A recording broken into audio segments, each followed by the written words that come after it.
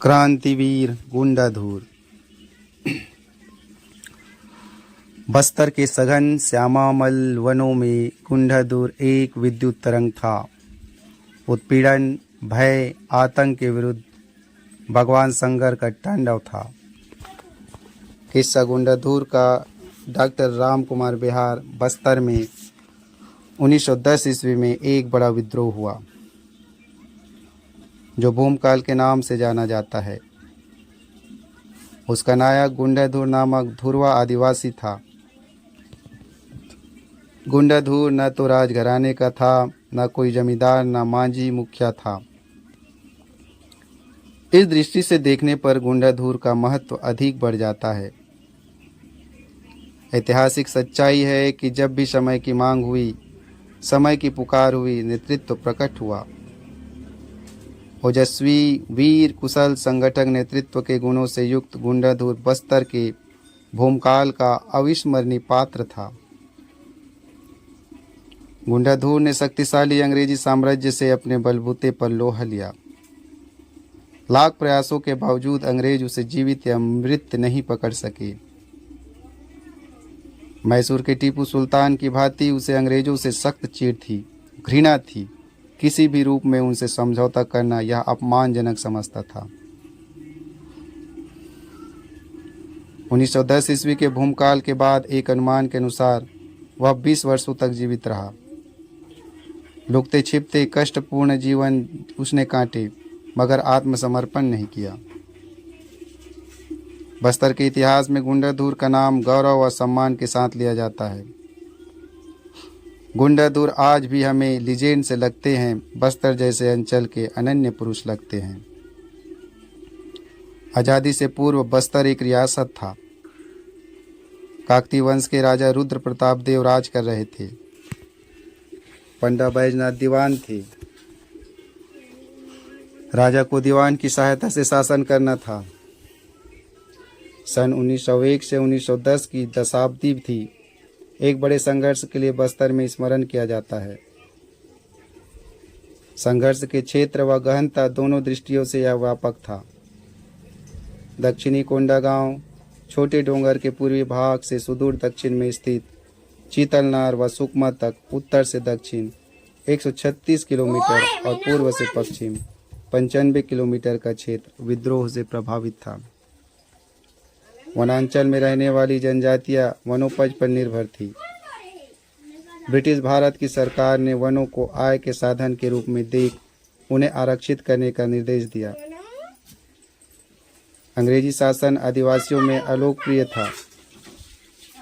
राजा और प्रजा के बीच अंग्रेजों द्वारा नियुक्त दीवान था, जो प्रजा को राजा से मिलने में अड़ंगे डालता था। राजा को उसके सम्मान के अनुरूप राशि नहीं मिलती थी। बड़े खर्चों के लिए पॉलिटिकल एजेंट से अनुमति लेनी होती थी।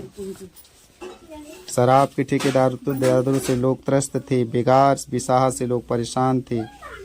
शोषण के भय से सड़क किनारे के गांव स्कूल मास्टर और मॉनिटर छात्रों व पालकों को परेशान करते थे। 1910 में आकस्मिक रूप से विद्रोह फूट पड़ा।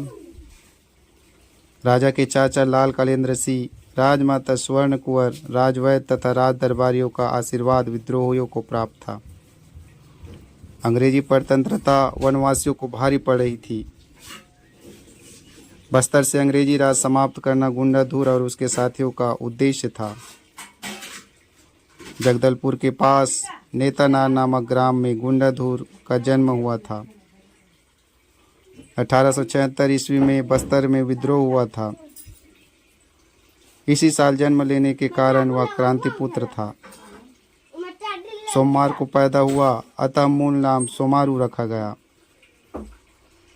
अपने देश में अपना राज यही तो वो मांग रहा था। विदेशी लुटेरे अंग्रेजों से स्वतंत्र बस्तर चाह रहा था। बस्तर में निवास करने वाली मुरिया, मारिया, भत्रा, परजा, हलबा, धाकर, गोड़, महरा आदि ने इस विद्रोह में भाग लिया। गुंडाधुर लंबी लंबी यात्रा इतनी जल्दी करता था कि प्रचारित हो गया था कि वह उड़ना जानता है। गोपनीय बैठक कर संकेत माध्यमों से आदिवासियों को विद्रोह के लिए तैयार किया। अंग्रेजी बंदूकों का भय दूर करने के लिए वह प्रचारित करता था कि तंत्र विद्या से बंदूक के गोलियों को पानी में बदल दूंगा। आदिवासी नेताओं की शक्ति बढ़ाने के लिए वह ताबीज भी बांटता था।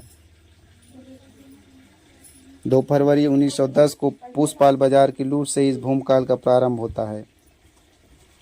इस तिथि को ही क्रांति दिवस, गुंडाधुर दिवस के नाम से मनाया जाता है। यह न तो गुंडाधुर की जन्म तिथि और न ही पुण्यतिथि है, क्रांति का प्रारंभ दिवस था। विद्रोह को दबाने के लिए 500 से अधिक अंग्रेज सैनिक सिपाही बस्तर पहुंचे। 75 दिनों तक इन लोगों ने दमन चक्र चलाया। आधुनिकतम अस्त्र शस्त्र सुनियोजित योजना, जमींदारियों की सहायता से विद्रोह दबा दिया गया। 39 आदिवासी गोलोचालन में मारे गए। विद्रोह दबाने में अंग्रेजों के 60,000 रुपये खर्च हुए, जिसे किस्तों में बस्तर रियासत से वसूला गया। बदले की भावना से प्रेरित अंग्रेजों ने 4 आदिवासी गांव जला डाले। अमानवीय हथकंडे अपनाए गए। सैकड़ों को बेतों से मारा गया। सैकड़ों गिरफ्तार किए गए। प्रमुख विद्रोही आदिवासी नेता गिरफ्तार कर रायपुर जेल में रखे गए। गुंडाधुर के नेतृत्व में खड़कघाट, अलनार में लड़ाई हुई। आदिवासी तीर, भाले, कुल्हाड़ी से अंग्रेजों की बंदूकों व मशीन गनों का सामना कर रहे थे। 20वीं सदी में जब सारा भारत था अंग्रेजी दास, बस्तरियों ने संघर्ष कर रचा नया इतिहास। यूं तो 1910 का विप्लव शीशे व पत्थर की थी लड़ाई। शीशे को तो होना था चूर चूर, लड़कर बस्तरियों ने पाई बढ़ाई। गुंडाधुर लगभग 6.5 फुट हट्टा कट्टा नौजवान था। 34 वर्ष की आयु थी। हाथ में सदा नंगी तलवार रखता था। रंग उसका सांवला था। बस्तर के अनेक बुजुर्गों ने उसकी यही हुलिया बताई थी। बस्तर में रहने वाले वनवासियों का है। इस युद्ध घोष से भूमकाल बलवती हुआ था। बस्तर के तत्कालीन दीवान पंडा बैजनाथ को मार डालने को व्यूह रचना की गई थी, मगर दीवान के बस्तर से भाग खड़े होने के कारण योजना सफल नहीं हुई। अंग्रेजी दासता के प्रतीक 60 में से 45 स्कूल जला डाले गए। पुलिस चौकी, कांजी हाउस, वन कार्यालय, तार की लाइनें विद्रोहियों के द्वारा नष्ट की गई। विद्रोह असफल रहा, मगर अंग्रेजों के लिए यह एक पार था। आदिवासी क्षेत्र की जागरूकता अंग्रेजों को परेशान करने वाली थी। इस विद्रोह का जननायक गुंडाधुर समकालीन बस्तर में और इतिहास के पृष्ठों में अजर अमर हो गया। उसका नाम आदर, सम्मान व गौरव के साथ लिया जाता है। सन 1910 में पैदा हुए बच्चों के नाम गुंडा पर रख बस्तरियों ने उसे सम्मानित किया। दुर्भाग्यवश गुंडाधुर अभी भी इतिहास का वह पात्र है जिसके साथ समाज, सरकार और साहित्यकारों ने न्याय नहीं किया। समय का तकाजा है, ऋण से उऋण होने का उपक्रम है। गुंडाधुर को इतिहास में वह स्थान दिलाया जाए जिसकी वह पात्रता रखता है।